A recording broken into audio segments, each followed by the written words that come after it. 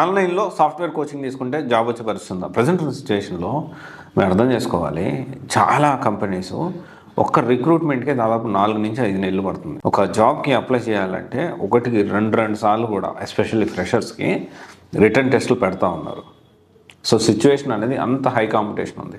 So అందుకనే మీరు డెడికేటెడ్గా ఆఫ్లైన్లో ఉంటూ క్లాసులు వింటూ ప్రాక్టీస్ చేస్తూ దాన్ని మళ్ళీ ఇంప్లిమెంట్ చేస్తూ ఒక హెల్దీ కాంపిటీషన్, ఒక సీరియస్నెస్ అనేది క్రియేట్ అవుతుంది.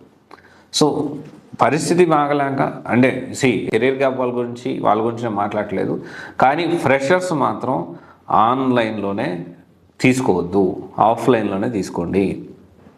సో ఇంకొకటి వచ్చేసి ఏంటి అంటే, ఈ మధ్య కాలంలో ఆన్లైన్లో ఉడేమికి 700కే కోర్సు, తర్వాత చూసుకుంటే మనకి కొన్ని ఆన్లైన్ కోర్సెస్ అంటే ఫిజికల్గా ఉండదు office, only online software courses ఒక 10,000, 5,000, 7,000 ఇట్లా, ఇంకొకరు 20,000, 30,000 ఇట్లా. ఏంటి అంటే రికార్డింగ్ సెషన్స్ ఇచ్చేసేసి మీరు క్లాసెస్ వినండి, డౌట్స్ వస్తే మమ్మల్ని అడగండి. డౌట్స్ వచ్చి అడిగితే ఎప్పటికో కానీ సమాధానం రాదు.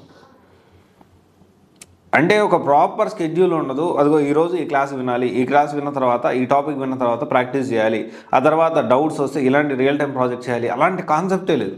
సో ఇప్పుడున్న సిచ్యువేషన్లో ఆన్లైన్లో కోర్స్ తీసుకుంటే ఆన్లైన్లో కూడా తీసుకోవచ్చు, కానీ ఎస్పెషల్లీ ఫ్రెషర్స్కి అయితే సాధ్యమైనంత వరకు ఆఫ్లైన్లో రావడానికి ప్రయత్నం చేయండి.